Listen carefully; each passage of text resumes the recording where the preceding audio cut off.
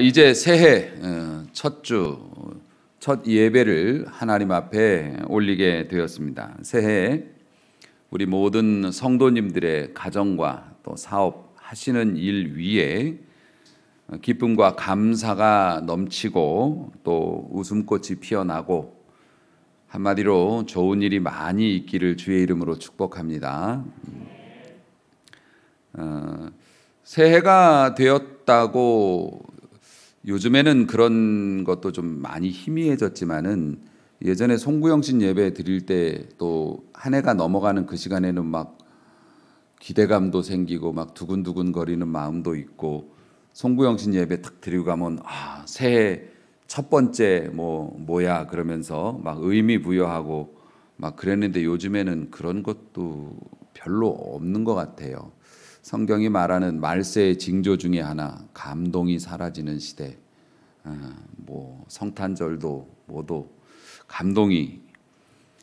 근데 사실 정확히 말하면 새해가 되었다는 것이 수치상으로 날짜가 이렇게 딱 바뀐 것이지, 새해가 됐다고 그래서 우리가 뭔가 다 이렇게 새롭게 자동으로 바뀐 거는 아니죠. 달력의 날짜만 우리가 그렇게 하는 거고, 사실 우리하고 다른 시간대에 있는 사람들은 또 다른 시간을 새해라고 주장하고 있으니까 저절로 새해가 되었다고 해서 우리가 새로워지는 것은 아니죠. 마치 새 옷을 입었다고 우리가 새 사람이 되는 건 아니잖아요.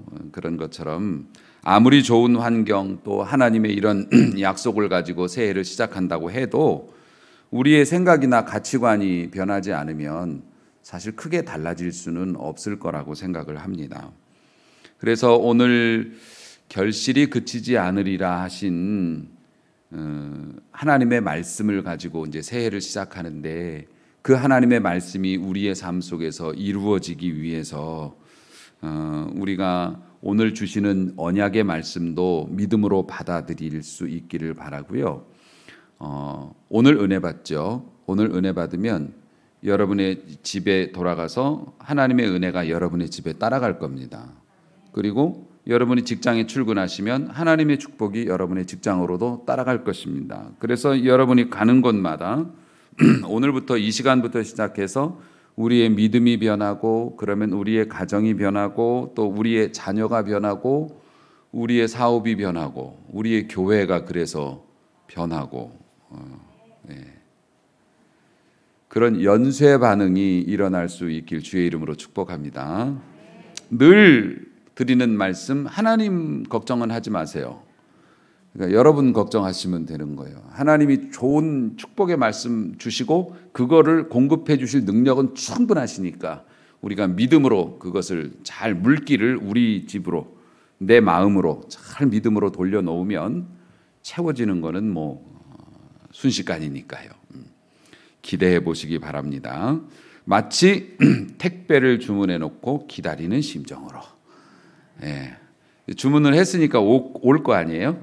그러니까 그런 설레는 마음으로 우리 하나님께서 축복을 약속하시는 거, 오늘도 이 말씀 잘 받으셔서 설레는 마음으로 배달까지 완료가 되는 은혜가 있기를 축복합니다. 오늘 말씀이 국가적으로 또 정치적으로 경제적으로 힘들고 어려운 상황에 처해 있는, 오늘 말씀의 배경은 이스라엘이지만은 이스라엘 백성도 이제 그 당시에 그런 굉장히 어려운 시절을 지내고 있었고요.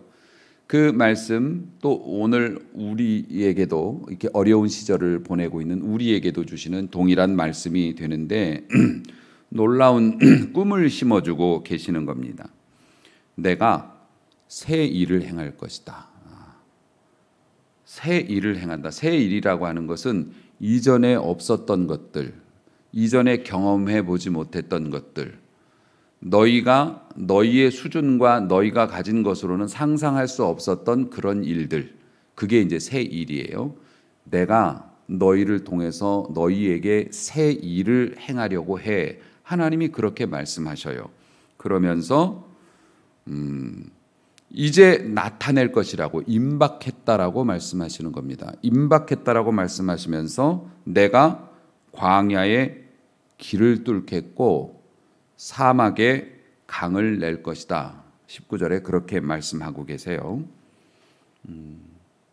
사막에 강이 뚫린다는 게 말이 됩니까? 사막이 괜히 사막입니까? 물이 없으니까 사막이죠. 그런데 그 사막에다가 강을 만드시겠다고 약속을 하십니다. 뚫어지는 축복을 주시겠다고 말씀을 합니다. 길을 잃고 말라 죽을 수밖에 없는 그런 환경인 광야에 하나님께서 대로를 만들어 많은 사람이 통행할 수 있도록 허락해 주시겠다고 말씀하고 계십니다. 소망이 없을 것 같은 우리의 인생, 희망이 없을 것 같은 우리의 가정, 그리고 이 나라, 이 민족에게 하나님께서 광야의 길을 뚫어주시고 사막에 강을 내어주시는 기적과도 같은 일들을 계획하고 계시다 말씀하시는 겁니다. 사랑하는 성도 여러분, 목사님은 새해니까 계속 듣기 좋은 말씀만 하시는데 그러면은 싫으면 마세요. 하나님의 약속을 액면 그대로, 액면이라는 건 써있는 숫자 그대로입니다. 액면가라는 게 거기에 써있는 그대로 믿는 자는 그대로 가져갈 것이요, 거기에서 내 믿음으로, 연약한 믿음으로 깎아내는 자는 깎인 것을 가져갈 것입니다. 부정하는 자는 못 가져갈 것이고요. 우리 하나님께서 우주와 만물과 천지를 창조하셨는데 이 불경기 속에서 여러분 하나 도와주시는 게 뭐이 그리 어려워서, 인색하게 믿으려면 인색하게 믿으세요. 그러면 내가 손해지 뭐. 우리 하나님께서 사막에 강을 내시겠다 하면 내시는 겁니다. 내 인생 회복시켜 주시겠다 하면 하시는 겁니다. 어떻게 하시려고요? 근처에 물도 없는데. 그건 내 생각이지. 하나님은 하신다면 하실 수 있으니까요.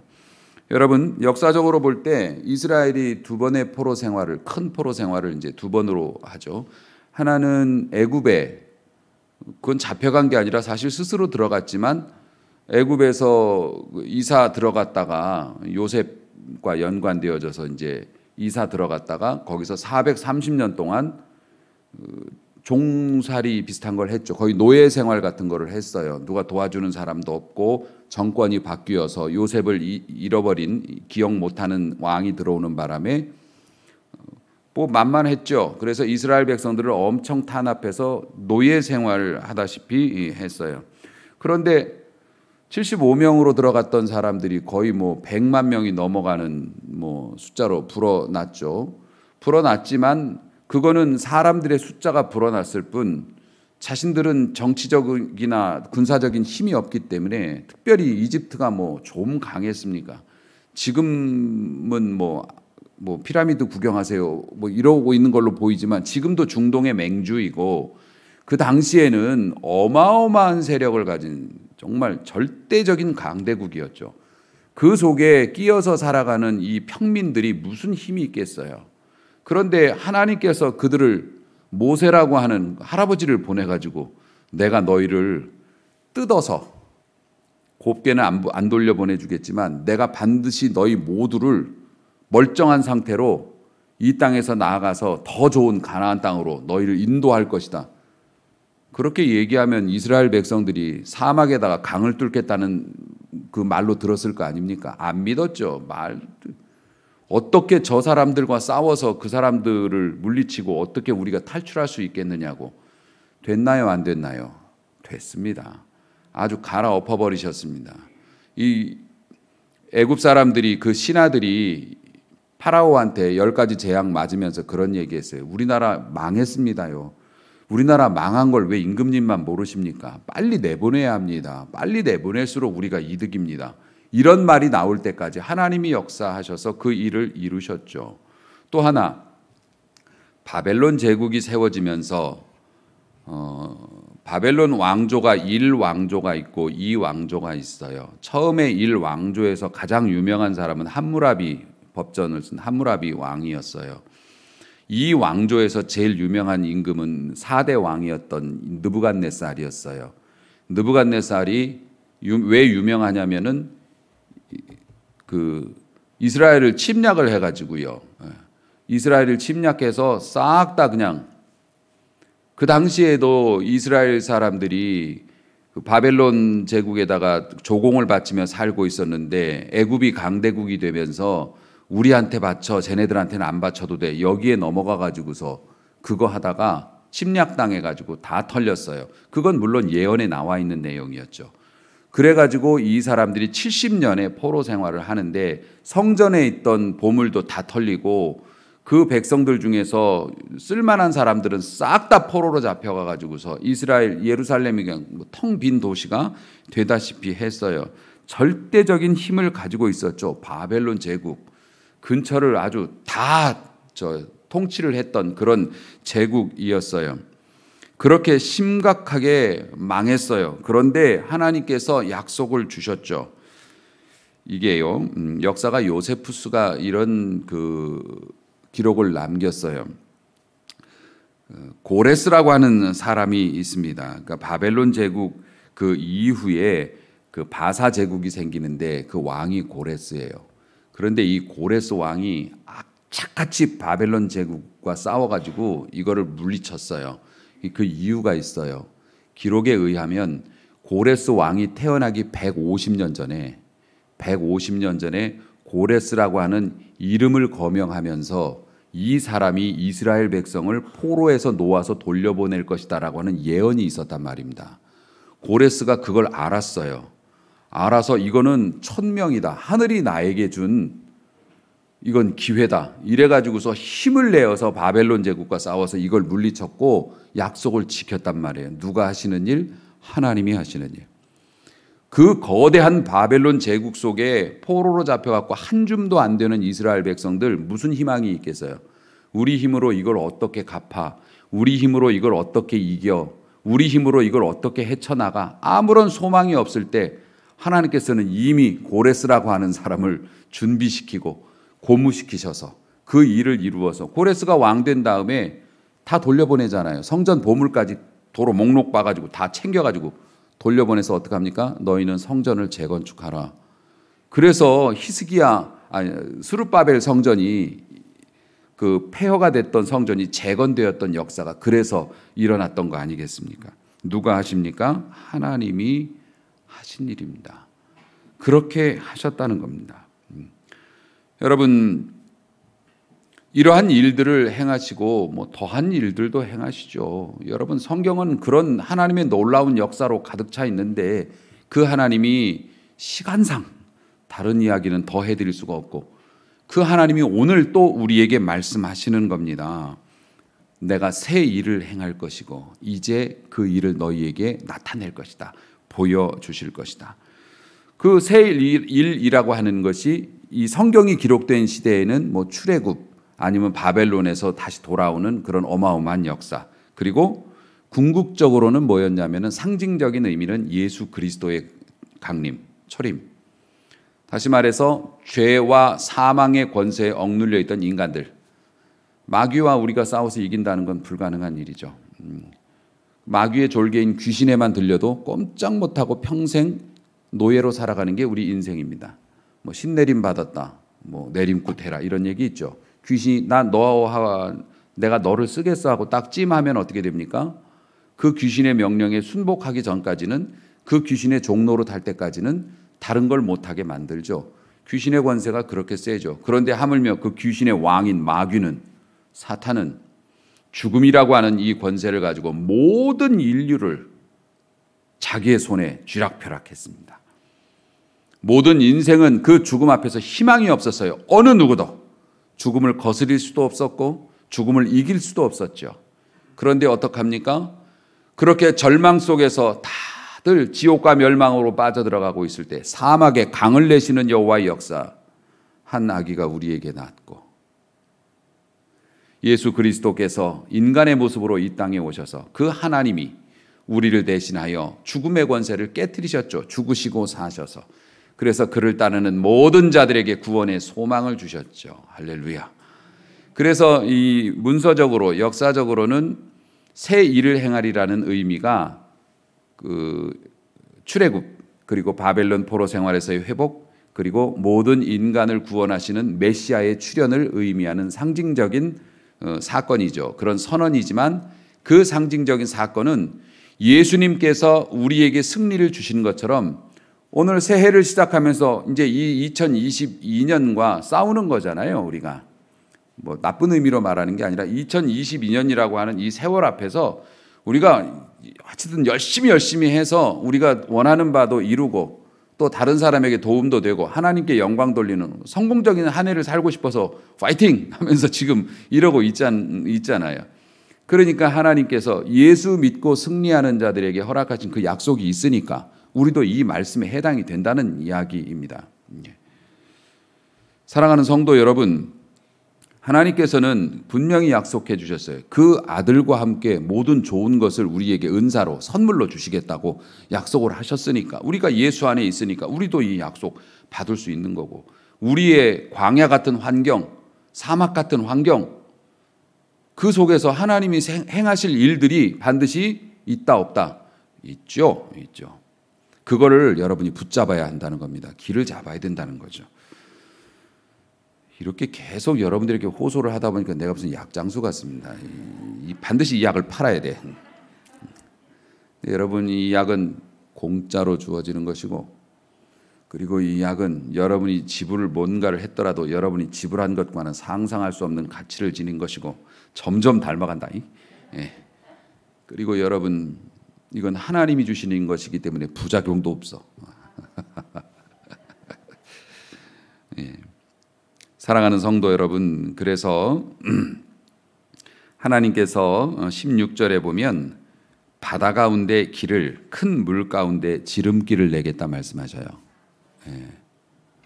근데 이게 그 의미는 있죠. 이것의 원래 의미는 뭐냐면 홍해였어요. 홍해를 갈랐던 사건. 그래서 바다에 무슨 길이 있겠어요. 근데 바다 가운데 길이 생겼어요. 그런데 그 길이 무슨 길이었냐면 또 지름길이었다. 하나님께서 사실은 바다를 이렇게 건너가면 바로 갈 수 있는 길인데 그걸 못 건너갖고 돌아가는 경우가 많지 않습니까? 우리 하나님께서 여러분에게 길을 열어주시되 지름길을 열어주신다라는 약속, 그거 여러분 꼭 받으시길 주의 이름으로 축복합니다. 언제라도 그런 일들을 행하실 수 있죠. 그런데 그 지름길, 하나님이 열어주시는 그 길이라는 게 홍해 사건도 그랬지만 처음에 봤을 땐 이게 뭐야? 사람들이 그러죠. 뭐 죽으라고? 여긴 길도 없는데. 그리고 여기는 우리가 지금 뒤에서 애국 군대가 쫓아오고 있다는데 이거 도망갈 수도 없는데 어디 피할 곳도 없는데 바닷가니까 산도 없을 거 아니에요. 어디 틈도 없는데 이 많은 사람이 평민들이 가축도 있고 어린애들도 있는데 우리 어떻게 여기서 죽는 거야? 사실 길이 드러나기 전까지는 되게 무섭죠. 하나님이 하시는 일들이 되게 그래요. 그래서 진짜 믿는 사람이 많지 않은 겁니다. 믿음으로 끝까지 가보기 전까지는 그 일을 안 보여주시는 경우가 많아요. 그러니까 우리에게 믿음이 필요한 부분이기 때문에. 그래서 하나님은 하실 수 있는데 우리가 저쪽은 홍해야. 내가 가봐서 알아. 예전에 거기 피서간 적이 있었는데 거기 물 깊어서 아무도 못 지나가. 그리고 그쪽으로 가지 말자. 이렇게 돌아가니까 홍해가 갈라질 일이 없는 거죠. 우리는 우리의 경험이 제일 문제예요. 옛날에 내가 이런 거 해봤는데 이렇게 해서 당해봤는데 고생해봤는데 그러면서 하나님께서 주시는 새로운 그 마음, 새 마음에 대해서 부정적인 경우가 많거든요. 물론 우리들이 살아왔던 것과 상식을 무시하자는 건 아닙니다. 하나님께서 네 자식 갖다가 칼로 찔러갖고 바쳐라. 요즘엔 그렇게 안 하세요.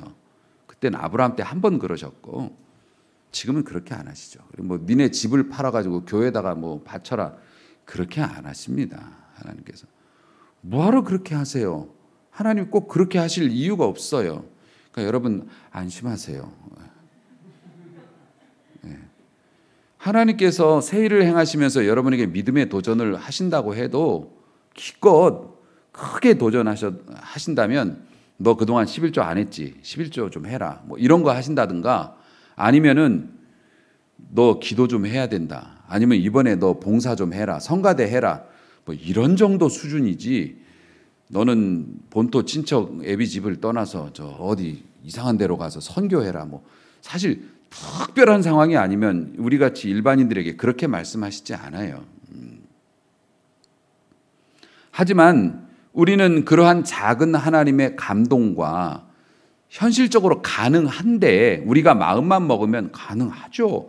가능함에도 우리가 그것들을 꺼려하는 경우가 많다는 겁니다. 다이어트처럼. 불가능하겠냐고요. 적게 먹고 운동하는 게. 근데 하냐고요. 못하죠. 그런 것처럼 신앙생활도 우리의 본성을 거스리는 일이기 때문에 쉽지가 않아요. 쉽지가 않아요.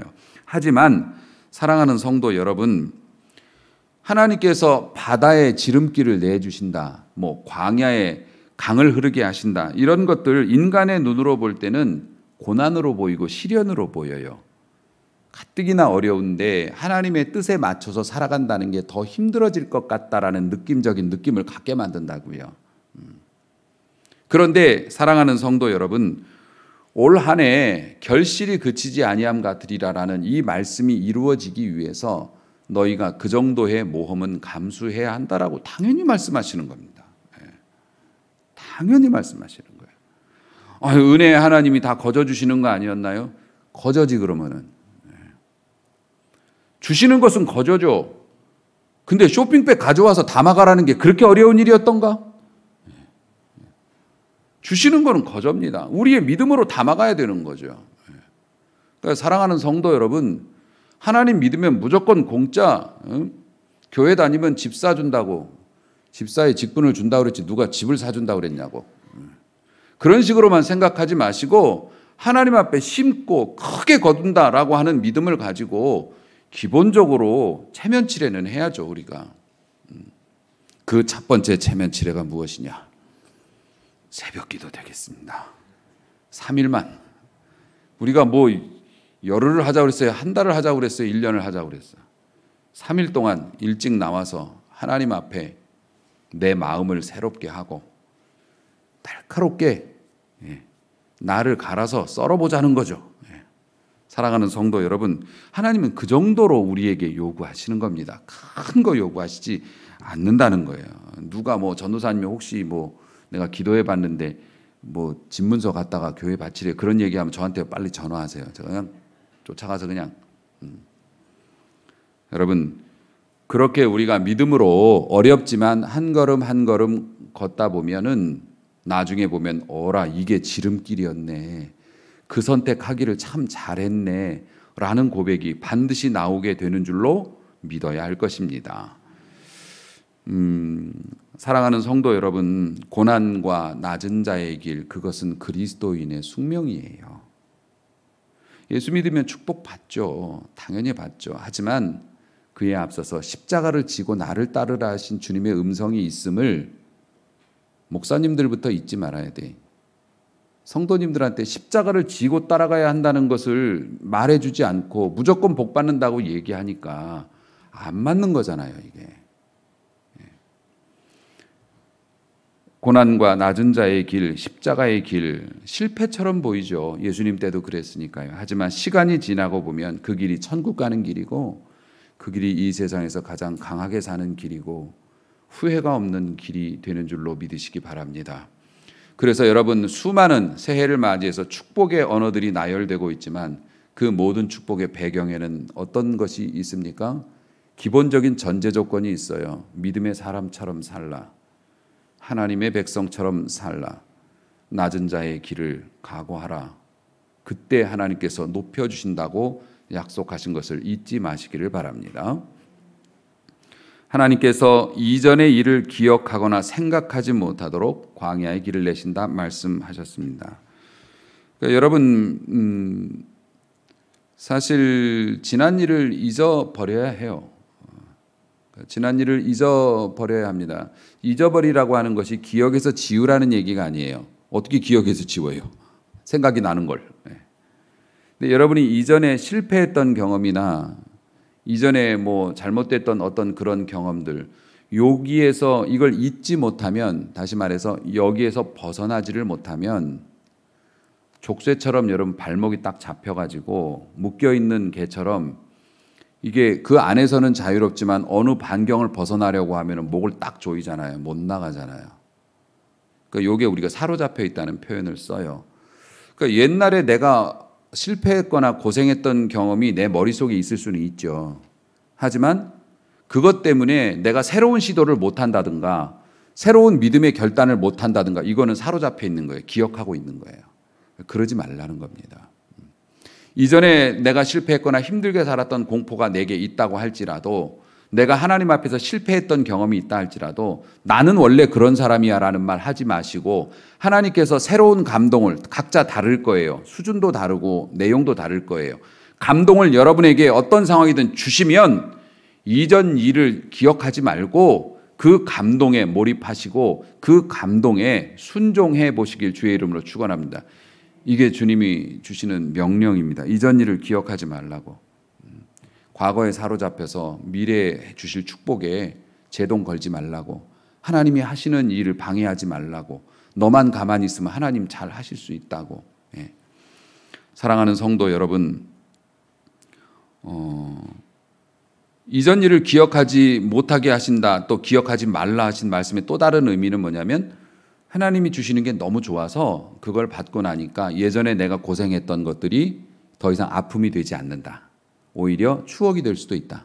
추억이 되냐 한이 되냐는 지금 내 마음가짐이니까, 하나님이 주시는 것들이 너무 좋아서 이전의 일들이 기억이 안 날 정도로 그렇게 갚아주시겠다라는 의미도 있어요. 여러분들이 선택해서 가져가시면 되겠습니다.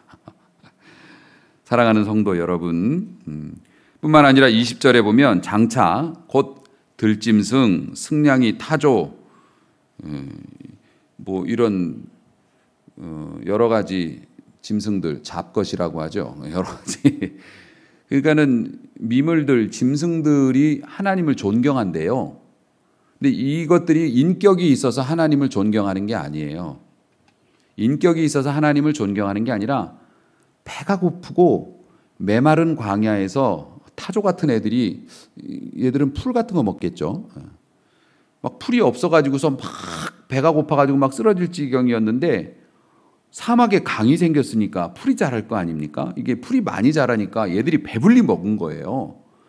배불리 먹어가지고서 즐거워가지고서 막 길길이 뛰는 겁니다. 거기에 사는 미물들이, 짐승들도 조차도 하나님이 베풀어 주신 그 풍요로움에 감사해서, 강아지들도 밥 먹고 배부르면 기분 좋게 놀잖아요. 배고프면 안 놀잖아요.